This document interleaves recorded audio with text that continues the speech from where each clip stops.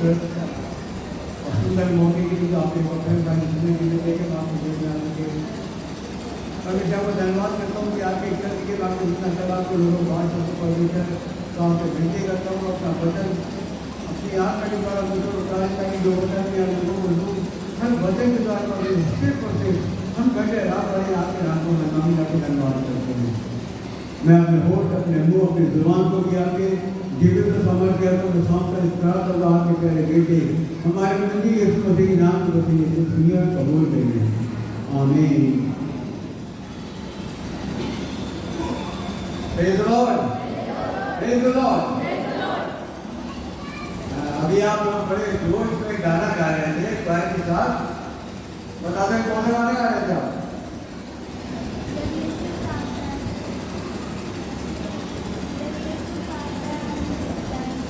एक लड़की ने बताया थे और कोई बता सकता है कि लोग डांस कर रहे थे उछल रहे थे।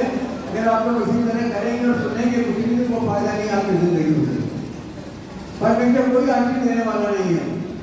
कितना जोशीला गीत हम लोगों ने गाया, लोगों ने अपने गलों को खराब किया, सब कुछ करेंगे नाम तो मई के मई ऐसे गाते मई के मई। और मैंने ये भी देखा कि लोग बहुत अभी आंसू आ रहे थे, रो रहे थे। रोते तो आप खुद ही नहीं जाते, फिर बुलाता नहीं आपको, क्योंकि आप कैसे काम है कि आप रोते हैं। यहाँ पर जब आते हैं जब दुआएं होती है तो क्या कहा जाता है? भाई साहब पहले क्या कहते हैं? आप क्या करिए, क्या करिए, ये भी मालूम है। फिर कहते हम लोग बहुत सालों से आ रहे हैं, हर एक के धागे कटवाते हैं, मालूम है दुआओं के लिए। आज भी मैंने देखा कि लोगों के गले में भी धागे हैं, पैर में भी धागे हैं, हाथों में भी धागे हैं। जब तक ये बंधन आपके अंदर बंधे रहेंगे आप कुछ नहीं कर सकते, कोई आशीष आपको मिल नहीं सकती किसी कीमत में, क्योंकि ये बंधन जो ये शैतान भी बनवा जा रहा है। और जब तक ये बंधा रहेगा शैतान आपके अंदर बंधा रहेगा। अभी हमने जो गीत गाया कितना सुंदर गीत था, क्यों तू डरता है तेरे लिए जो लड़ता है, क्यों तू डरता है तेरे लिए जो लड़ता है। ना रथ ना घोड़े विजय दिलाएंगे, जब साथ मसीह गीत हम जाएंगे। हमारे साथ कौन हम जीतेंगे? आवाज जोर से बोलिए, यीशु मसीह का नाम ही ले सकता कर दो। अली कहते हैं फला को गाली दे दो करते तो बाहर से कपड़ चली जाएगी। हम लोग की तरह मन गंदे हो चुके हैं, हमारी जुबान इतनी गंदी हो चुकी है कि गंदी बात तो खूब जोर से निकल जाएगी। अभी कहो प्रेज द लॉर्ड, खाना नहीं खाते। यीशु मसीह का नाम तो खूब जोर से लेना चाहिए। आपको मालूम है दुनिया में कितना सताव फैला हुआ है, कितने लोग मारे जा रहे हैं, काटे जा रहे हैं। ये वो लोग हैं जो परमेश्वर से दूर है, लेकिन आप परमेश्वर का वचन ये बता रहे हैं जब साथ में मसीह यहाँ तो जीत हम जाएंगे। आइए वचन की ओर चलेंगे और देखिए ध्यान से सुनिए वचन को। आज वचन आपको बताना चाहता है और आपको जिताना चाहता है, और वो ये चाहता है कि मसीह आपके साथ हो जाए। अगर आज तक मसीह आपके साथ नहीं है तो मसीह को अपने साथ रख लीजिए। इसीलिए मैं आपको वचन में बताना चाहता हूँ। मेरे साथ निकालिए, इसके पास बाइबल है, दूसरा इतिहास का 20वां बाब और उसकी पहली ऐसे चल गया है पढ़ने इसको भी मिल जाए जल्दी जल्दी। इसके बाद मोआबी और अम्मोनियों ने, इसके बाद मोआबी और अम्मोनियों ने और उनके साथ में कुलियों ने युद्ध करने के लिए यहोशापात पर चढ़ाई की। यहोशापात पर चढ़ाई की, ध्यान से सुनिएगा। यहोशापात एक राजा है, यहोशापात एक राजा के ऊपर चढ़ाई करी और ये परमेश्वर का भक्त है, ये परमेश्वर से बहुत प्रेम करता है। तो अम्मोनियों ने क्या करा? यहोशापात पर चढ़ाई कर दी। फिर क्या हुआ? सब लोगों ने आकर यहोशापात को बता दिया, साल के बाद से अब देश की ओर से एक बड़ी भीड़ तुझ पर चढ़ाई कर रही है। एक बड़ी भीड़ तुझ पर चढ़ाई कर रही है, बहुत बड़ी भीड़। वो भी यहोशापात राजा था, हमारे आपकी तरह इंसान था। हम लोग भी डर जाते अगर कोई खबर सुन ले कि आज ऐसा होगा तो डर बैठ जाता, लेकिन मसीह ना होता वहां डर भी नहीं होता।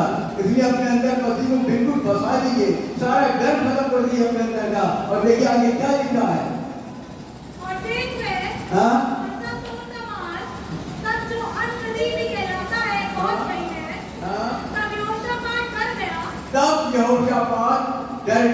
क्यों डर गया? कि वो इंसान था, है वो इंसान था। हम और आप डर जाते हैं, लेकिन याद कर लीजिए आज के बाद से डरना छोड़ दीजिए, डरना छोड़ दीजिए। परमेश्वर हमारे आपके साथ है। लेकिन आगे लिखा हुआ है कि 5वीं आयत में, तब यहोशापात हाँ यहोवा के भवन में, 14 आयत में देखेंगे। तब असाफ के वंश में से हाँ यहीजेल नामक हाँ एक लेवीय जो जकरिया का पुत्र, एक यजेल नाम लेवी निकला और उसने जकरिया का पुत्र हाँ और बनाया का पोता हाँ और मत्तन्याह के पुत्र हाँ यहील का परपोता था। हाँ उसने मंडली के बीच यहोवा का आत्मा समाया। मंडली के बीच में आज यहाँ इतनी बड़ी मंडली बैठी रहती है, सब लोग अपनी आंखों से सबूत देखते हैं, बीमारियां दूर हो रही है, दुष्ट आत्मा निकल रही है, झगड़े चलने लगे हैं, अंदर देखने लगे हैं, मगर क्या है हम लोग के अंदर विश्वास आते नहीं। कलाम बताता है मायूस ना हो, बिल्कुल घबराओ नहीं कि परमेश्वर आपको खाली हाथ घबराने वाला नहीं है। जितने परमेश्वर विश्वास रखते हैं वो एक दिन जरूर की आशीष भर के जाएंगे। और लिखा है ये आपके एक आदमी निकला और उसने परमेश्वर का आत्मा समाया। जब परमेश्वर का आत्मा समाया तो उसने लिखा, आगे क्या लिखा है? तब मैं कहने लगा, हाँ हे सब यहूदियों, हे सब यहूदियों, हे यरूशलेम के रहने वालों, हे यरूशलेम के रहने वालों, हे राजा यहोशापात, हाँ तुम सब ध्यान दो, हे राजा यहोशापात, तुम सब ध्यान दो।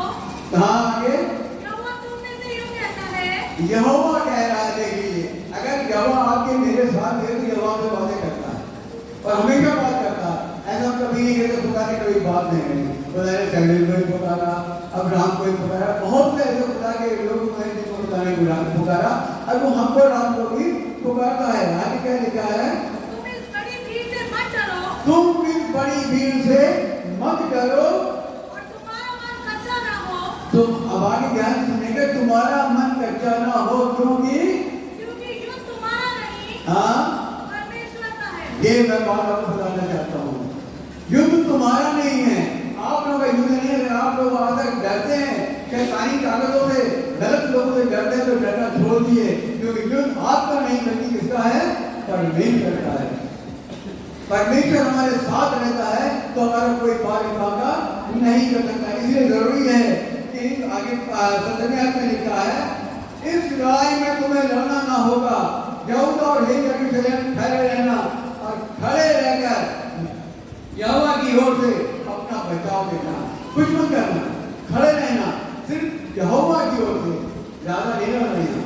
नहीं यहोशापात नहीं लग रहा, तुम सिर्फ यहोवा की ओर से काम मत करो और तुम्हारा मन कच्चा ना हो, कल तुम्हारा सामना करने को चलना और यहोवा तुम्हारे साथ रहेगा। ये विश्वास होना चाहिए।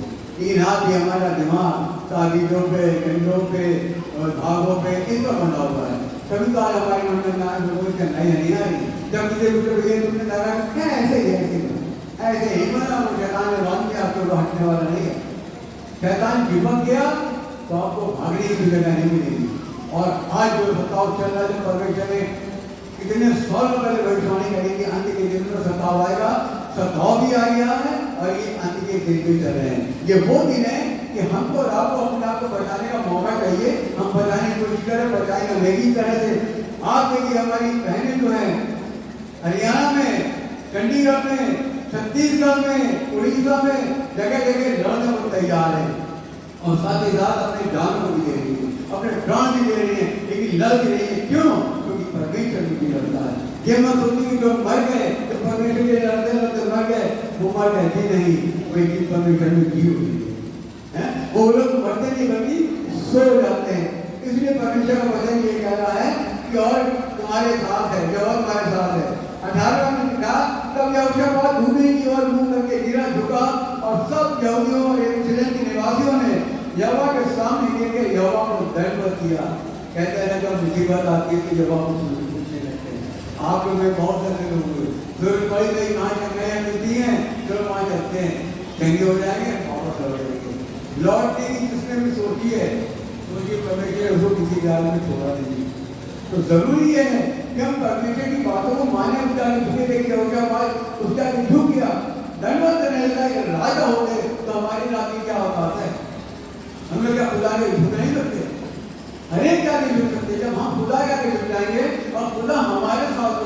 तो यकीन करके मानिए बड़ी बड़ी हस्तियां भी हमारे आगे जुट जाएंगी। आगे लिखा है 24 में, तो जब यहूदियों ने जंगल की चौकी पर पहुंचकर भीड़ की और दृष्टि की, ध्यान से देखिएगा, आप लोग बात प्राइवेट बताएं तो बात मुझे नहीं मालूम, अफसोस है कि कलाम को लेके नहीं करते, उसमें आपको मालूम पड़ जाता है क्या क्या बातें लिखी हैं। लिखा है, तो जब यहूदियों ने जंगल की चौकी पर पहुंचकर उस भीड़ की ओर दृष्टि की, तब क्या देखा कि वे भूमि पर पड़ी हुई क्या है? लाशें हैं, लाशें हैं, लोटे हैं। किसने मारा उनको? आवाज की तस्वीर नहीं करती, किसने मारा उनको? परमेश्वर ने। जरा भाई बोलिए, परमेश्वर ने मारा। जितना खुदा का नाम आप बोल चिल्लाएंगे उतनी ही आपको आशीष मिलेगी। परमेश्वर ने यहोशापात के लिए उस बड़ी भीड़ को खत्म कर दिया। आज परमेश्वर हमसे और आपसे भी यही कहता है कि डरना नहीं, मैं तुम्हारे साथ हूं, तुम कभी ना मरोगे, कभी नहीं मरोगे, मैं तुम्हारे साथ हूं, तो तुम्हारा कोई बाल नाता नहीं कर सकता। तो यहाँ हमने देखा यहोशापात को खुदा ने किस तरह बचाया और बड़ी भीड़ को खत्म कर दिया।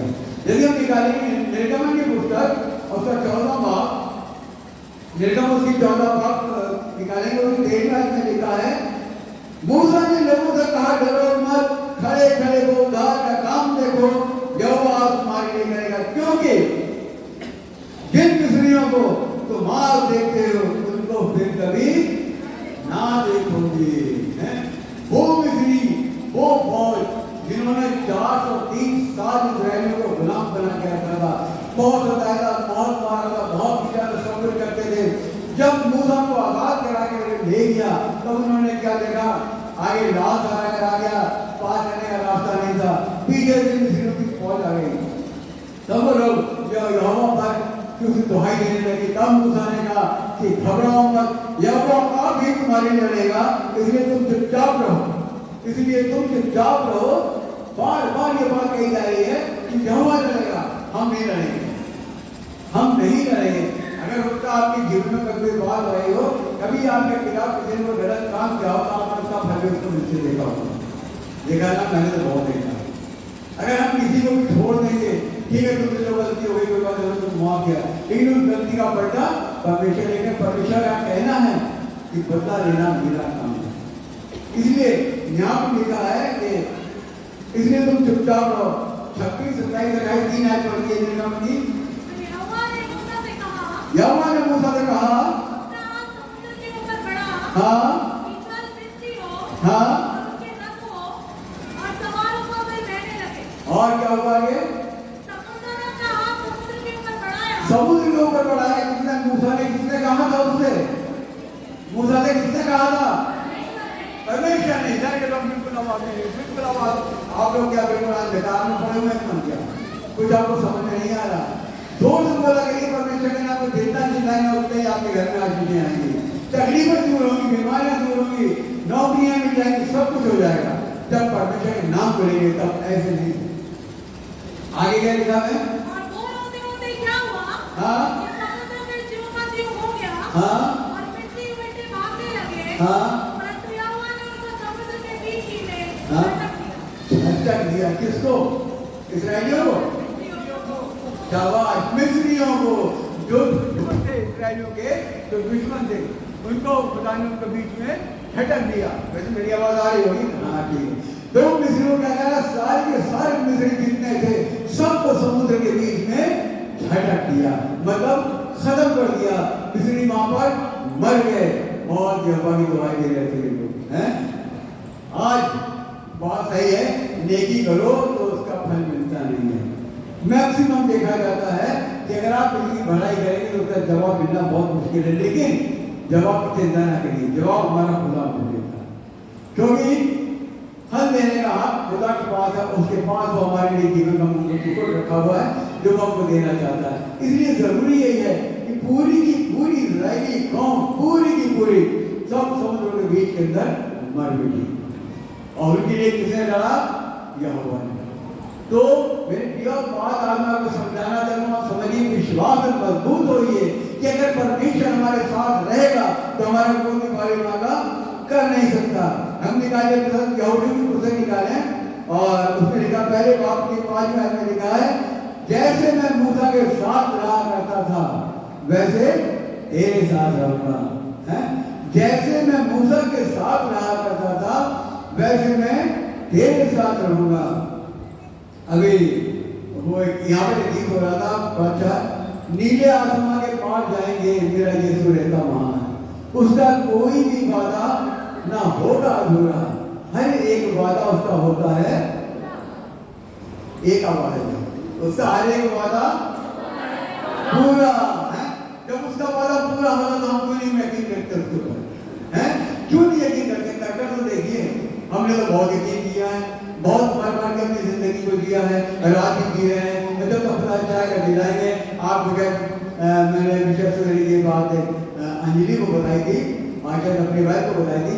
आज ही रात सवेरे 4 बजे के लगभग मैंने ख्वाब देखा कि मेरी डेथ हो गई।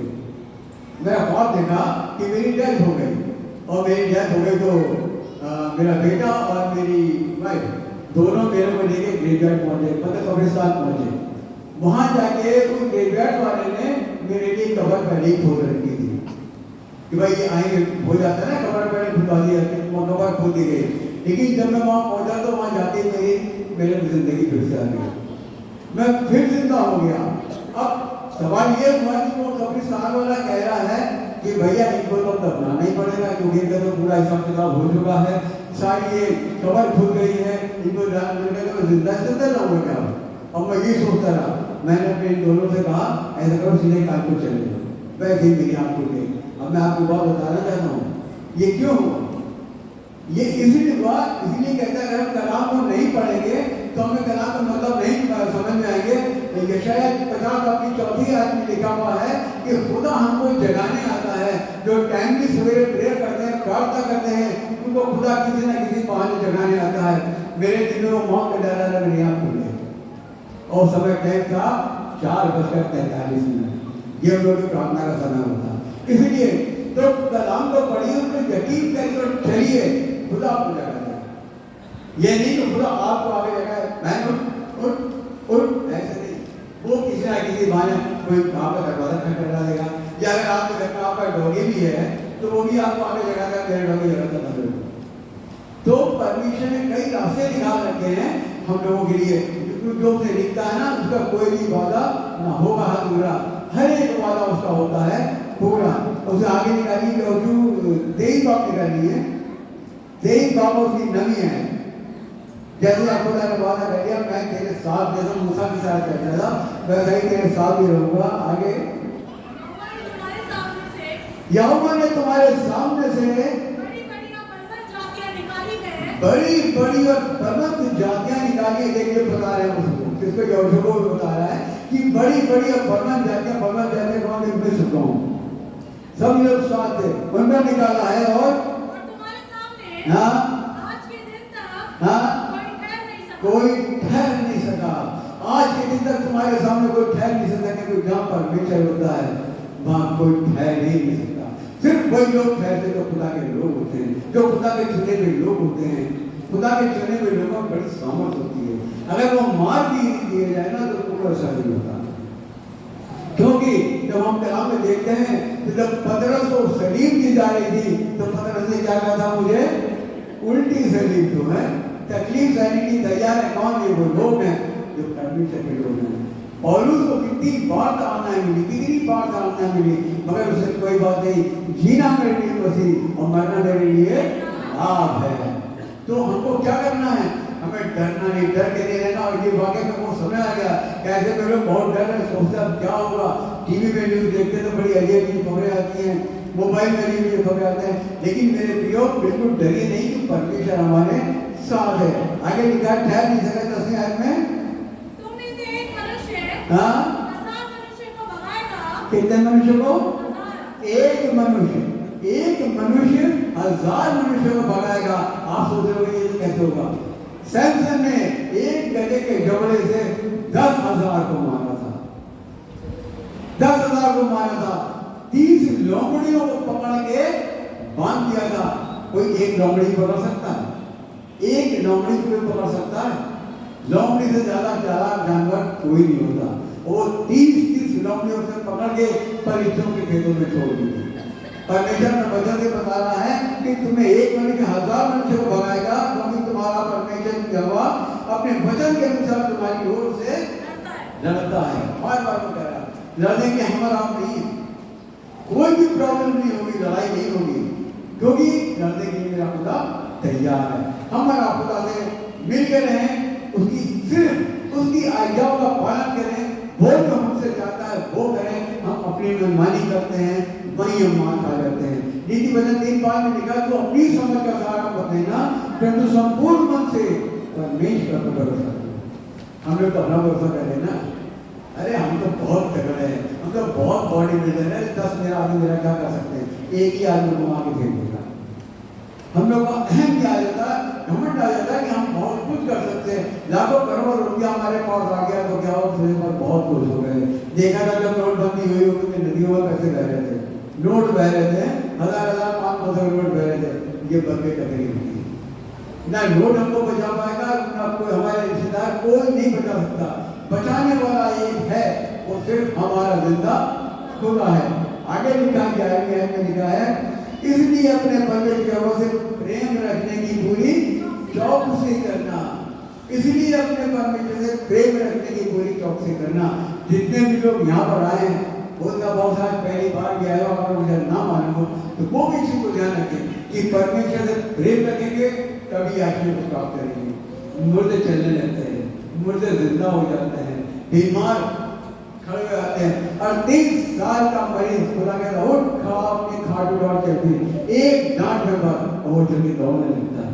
लेकिन एक बात है, ये लोग जो चंगे होते हैं, बड़े ध्यान से सुनिएगा, ये लोग जो चंगे होते हैं ये मसीह के पीछे चलने लगते हैं, उसके पीछे मंदिरों में चर्च में चले जाते हैं। लेकिन हम लोग क्या करते हैं, हम लोग चंगे हो गए, अरे चलो कौन चले। अभी कल मॉर्निंग में उठ रहा था, ये बात हो रही थी कि कोई लोग बताना बहुत दूर से आते हैं। परमेश्वर के लिए दूर से आना कोई बड़ी बात नहीं है। परमेश्वर तो सवेरे तड़के भोर को पैदल चलते थे और उनके पीछे सैकड़ों की भीड़ जाती थी। हम लोग थोड़ा दूर भी नहीं जा सकते, लेकिन मुझे अच्छा लगता है आज इस चर्च में जो बढ़ोतरी हो रही है, यह खुदा की तरफ से आप लोग नहीं कर रहे हैं, यह खुदा की तरफ से खुदा आप लोगों को भेज रहा है। हम एक दूसरे को खबर करते हैं, दो लोग आते हैं यहाँ पे चंगाई को प्राप्त करने, लेकिन धन्य वे हैं जो चंगाई को प्राप्त करके मसीह के हो जाते हैं, मसीह से प्रेमी बन जाते हैं, मसीह से प्रेम करने लगते हैं, क्योंकि वो भी हमसे आपसे बहुत प्रेम करता है। मेरे साथ निकालिए जल्दी से यशायाह 54:17 जल्दी से। यह लिखा है जितने हथियार तेरी हानि के बनाए गए उनमें से कोई सफल ना होगा, और जितने लोग मुद्दई होकर तुम पर नालिश करें उन सबों से तू जीत जाएगा। है खुदा खुद कह रहा, हम तो नहीं कह रहे, खुदा का आदमी तो निकाल रहे हैं कि तू जीत जाएगा। जितने भी हानि के हथियार तेरे बनाए गए, क्या बच्चियों भाला बिल्लियों, चौले में 3-4 बार दौड़ कर भाला मारा था, क्या हुआ, बच गया। कौन बच गया, दाऊद बच गया, क्योंकि दाऊद खुदा का दास था। तू जीत जाएगा, यहोवा के दासों का भाग यही होगा और वे मेरे ही कारण धर्मी ठहरेंगे। यहोवा की ये वाणी है। जो धर्मी लोग उनके लिए खुदा का नाम कह रहा था, वो नहीं जैसे मैंने बताया आए और चले गए, लेकिन जो धर्मी लोग हैं उनके लिए लिखा है कि यहोवा की यही वाणी है। तो हम अपने आप को परख कर देखें, परमेश्वर को देखें कि परमेश्वर हमारी कितनी मदद करता है। दूसरा शमूएल 5:22 में देखेंगे, दूसरा शमूएल 5:22 में लिखा है फिर दूसरी बार फलिस्ती चढ़ाई करके रफाईम नाम तराई में फैल गए। जब दाऊद ने यहोवा से पूछा, देखिए हम लोग क्या कहते, मैंने कहा नहीं, हम लोग तुरंत तुरंत तैयार होते हैं, देखने में जो भी कुछ होगा, लेकिन यहाँ जो खुदा के दास हैं यह बात यहोवा से पूछ के करते हैं। यहोशापात ने भी पूछी, सब कुछ किया, यहाँ दाऊद ने पूछा, राजा उसने पूछा, उसने कहा हाँ लड़ाई ना कर, हाँ उनके पीछे से घूमकर। हाँ सुनिए, ये यहोवा की प्लानिंग है, परमेश्वर की योजना बना के बताता है, ऐसे नहीं कि हम लोग मजा, ये साफ लिखा है कि चढ़ाई ना कर, उनके पीछे से घूमकर। देखिए वो कह रहा तू चढ़ाई ना कर। अब वहाँ तो रफाईम नाम की बहुत बड़ी फौज होती, वहाँ से चला आ रहा था, उससे कहा तू चढ़ाई मत कर, तू फौज के पीछे से होकर दूत वृक्षों के सामने, हाँ सामने से उन पर छापा मार, दूत वृक्षों के सामने से उन पर छापा मार दिए कौन? यहोवा उसका अपना प्लान बता रहा है। दाऊद को अपना प्लान बता रहा है और आगे लिखा है, और जब तुम बच्चों की कुपियों में जो सेना की चल रही थी आग सुनाई पड़े, तब ये जानकर फुर्ती करना कि यहोवा फलिश्तियों की सेनाओं को मारने की इस आज्ञा के अनुसार दाऊद गेबा से लेकर गेजेर तक फलिश्तियों को मारता चला गया, क्योंकि युद्ध किसका है? युद्ध परमेश्वर का है, हमारा नहीं। हम लोग अपने सोच लेते ना, हम लोग ये कहते हैं हर जगह लिखा है कि युद्ध परमेश्वर का है। और आगे लिखा है उसमें इब्रानियों में देखेंगे 2:18 है, मैं ज़्यादा समझ लूँगा।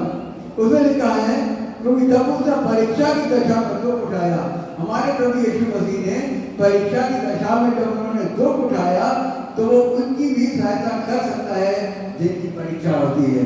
आज आप लोग बहुत लोग यहाँ पर है, आज हम लोग परीक्षाओं में नहीं पढ़ सकते हैं, तमाम तरह की दिक्कतें आती हैं, तमाम तरह की परेशानियां हमारे बीच में आती हैं, लेकिन जब परीक्षाओं की घड़ी हमारे आती है तो मसीह हमारे लिए आज भी दुख उठाने के लिए तैयार है, क्योंकि तो उसने लोगों के लिए दुख उठाया, तकलीफ उठाया। आगे देखते हैं, यहाँ लिखा है, उस पर लिखा है जब दाऊद गोलियत से लड़ा, जब दाऊद गोलियत से लड़ा, यहाँ यीशु मसीह ने कहा मैं तुम्हारे साथ अभी तैयार हूं लड़ने के लिए। तो जब दाऊद गोलियत से लड़ा, खुदा से पूछ के, तो वहां पर क्या था? गोलियत ने उनको ललकारा, खूब ललकारा कि तुम में से कोई भी बहादुर हो तो निकल के आए और एक पर एक मेरे से लड़े। यदि तुम जीत जाओगे तो मेरी सेना तुम्हारे अंदर चली जाएगी, और मैं जीत जाऊंगा तो तुम्हारी सेना मेरे अंदर में आ जाएगी। आपको मालूम होगा, आपने आज के युग में कितने लंबे आदमी देखे होंगे, कम से कम आज के युग में कितने लंबे आदमी देखे होंगे? किसी नहीं देखा होगा? मैंने तो 8 फुट का आदमी देखा, लंबे से लंबे आदमी ऐसे होते हैं आज के युग में। लेकिन आपको मालूम है कि गोलियत की क्या लंबाई थी? गोलियत जो दाऊद से लड़ा था, दाऊद जब छोटा बच्चा था, ज़्यादा बड़ा नहीं था, छोटा था, लेकिन गोलियत की लंबाई थी 6 हाथ 1 बित्ता। अब आप समझेंगे इसका क्या मतलब हुआ? 1 हाथ में कितने घोड़े होते हैं? फीट कितने होते हैं? 1 हाथ में 3 फीट होते हैं, तो 6 हाथ में कितने हो गए? 6 का 3 में गुणा करिए, कितने फीट हो गए? 18। मेरे को लगता पढ़े लिखे काफी है, लेकिन आप लोग जवाब शर्माते हैं। 18 और ऊपर से 1 बित्ता, हमारा बित्ता तो कोई भी नहीं, तो कितना बड़ा होगा? पहले 1 फुट का बित्ता, तो 18 और 1 19, कितने फीट आदमी हो गया? 19 फीट आदमी कितना हो जाओगा? और उसके आगे बच्चे को आप बड़ा कर दें, मैं ही सामने खड़ा हूँ, मैं बच्चा लूँगा उससे 19 फीट की आदमी है।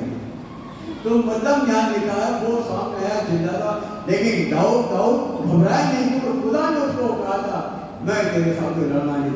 उसने अपने गोफर में से पत्थर निकाला और गोफर में भरा, उसको घुमा के मारा, और ठीक वो पत्थर उस गोलियत के पूरा शरीर झिलाने लगा हुआ था, सिर्फ माथा खुला हुआ था, और वो पत्थर उसके माथे में लगा जाके और वो वहीं का वहीं गिर पड़ा। और उसके बाद क्या हुआ? दाऊद के पास तलवार भी नहीं थी, वो भागा गया, उसका तलवार निकाला और उसकी गर्दन को काट डाला।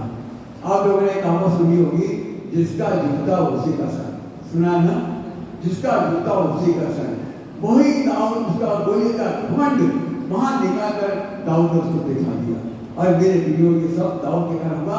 और ये भजन संहिता 118 निकाले मेरे साथ, भजन संहिता 118 और 17-18 देखिए जल्दी से। भजन संहिता जिसको भी मिला पढ़ दिया करें। भजन संहिता 118,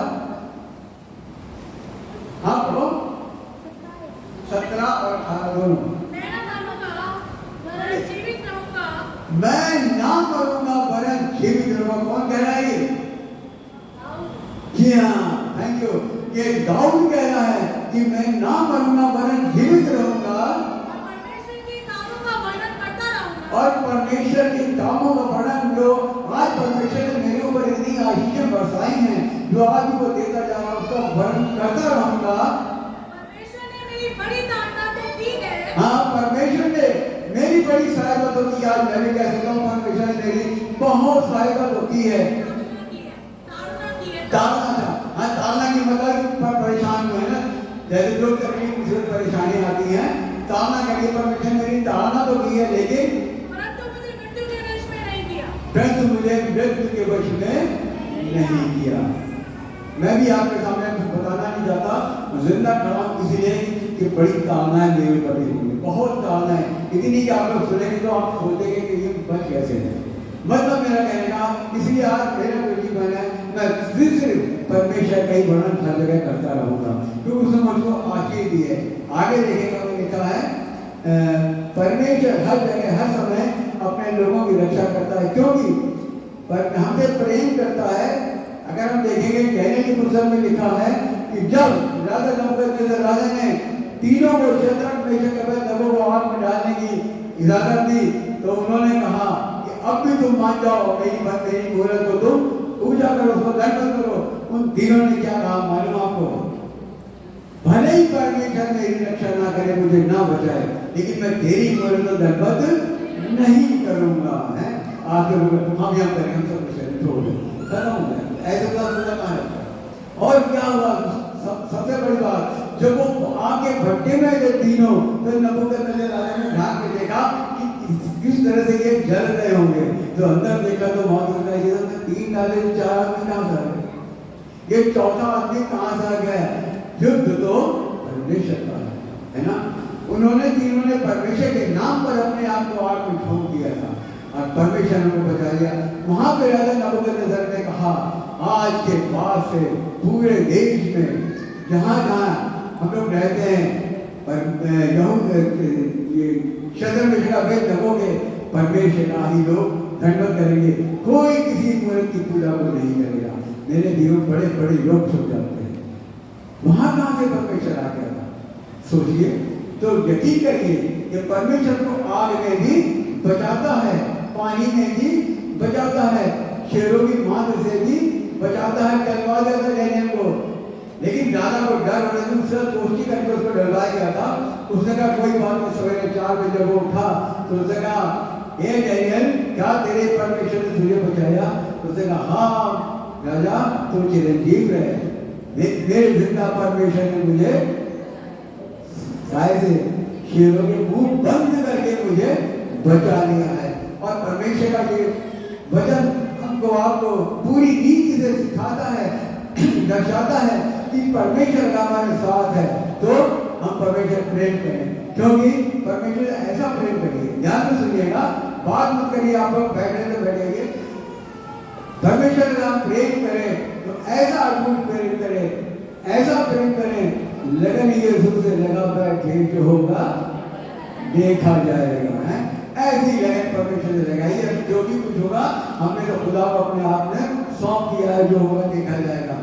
आज जब यीशु मसीह समुद्र में जा रहे थे, उनके साथ चेले थे गाँव में, बहुत जबरदस्त तूफान आया, बहुत जबरदस्त तूफान आया। चेले कहने लगे हे प्रभु हम डूबे जाते हैं, हे प्रभु हम डूबे जाते हैं। यीशु ने कहा उठे और उन्हें आंधी तूफान को डांट दिया और आंधी तूफान थम गया। मेरे प्रियो, ये क्यों हुआ? क्योंकि तो परमेश्वर का था ना, परमेश्वर उनके साथ था, उनको बचाने का फल भी परमेश्वर का बनता है। क्योंकि यहाँ पे लिखा है, यशायाह एक बार आखिरी बात निकालूंगा, यशायाह 43 बाब, यशायाह 43 इसकी 1 से 3 तक पढ़े, इसके बाद समाप्त करूंगा। यशायाह 43 1 से 3, जिसको भी मिले पढ़े।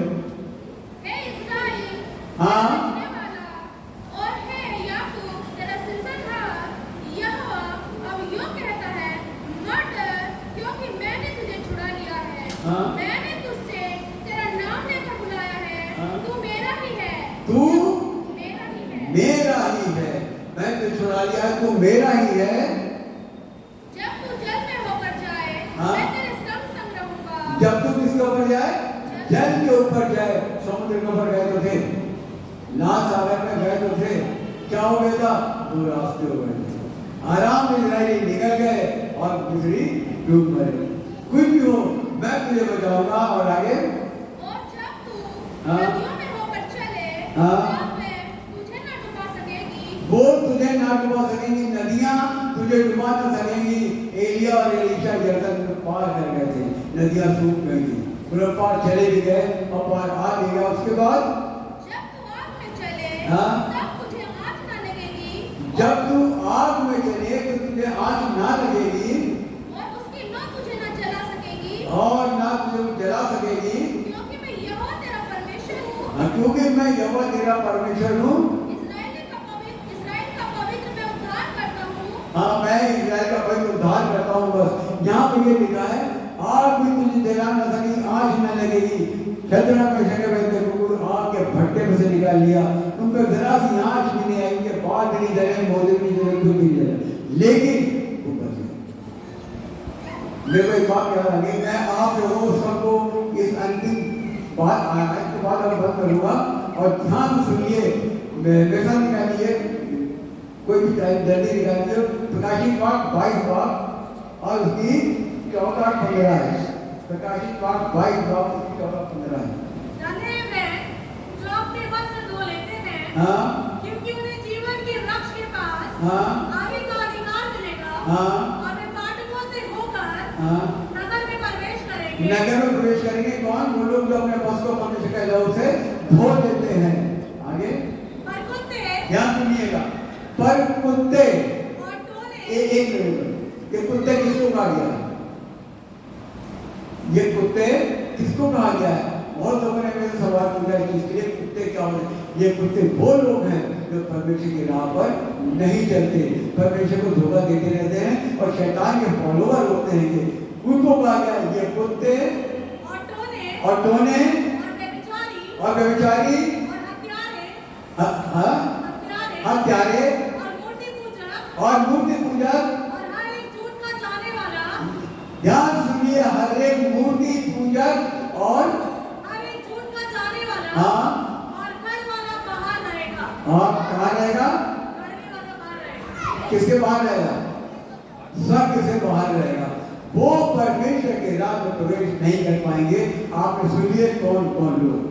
मूर्ति पूजक, कुत्ते, टोना, टोटका, जादूगर, ये लोग जो है परमेश्वर के राह में प्रवेश नहीं कर सके, क्योंकि परमेश्वर का हमारी तरफ से जो लड़ रहा है, हमको उसने मौका दे दिया कि युद्ध तो परमेश्वर का है, तो हम क्यों लड़ रहे? अभी गाना जो गाया गया इसको आपने सुना होगा ध्यान से, मैं क्यों लड़ूं? जो खुदा तो मेरे साथ है।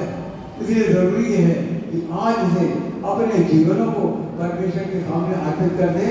और जैसा मैंने कहा, अपने शरीर में जितने बंधन आप लोगों ने बांधे पीछे से लेकर आगे का, सब लोग अपने बंधनों को खोल दें। बिल्कुल देखिए खुदा आपकी जिंदगी में कैसा काम करेगा। परमेश्वर आपके वचन को आशीष दे। आइए हम अपने आप को बंद करेंगे। धन्यवाद धन्यवाद धन्यवाद करते हैं परमेश्वर, आपके जिंदा कलाम मिली जो आपने मेरे को उतारा और मैंने आपकी आत्मा लोगों को बांटा। मुझे विश्वास है मेरे परमेश्वर कि वचन लोगों को जरूर काट कराए परमेश्वर, और बहुत सी आत्माएं आपके दिन आपके लिए बचाई गई हैं। आपको धन्यवाद करते हुए इस प्रार्थना को मांगता हूँ। आपके प्यारे बेटे हमारे उन्हीं यीशु मसीह के नाम में वसीले से सुनिए और कबूल करिए। आमीन।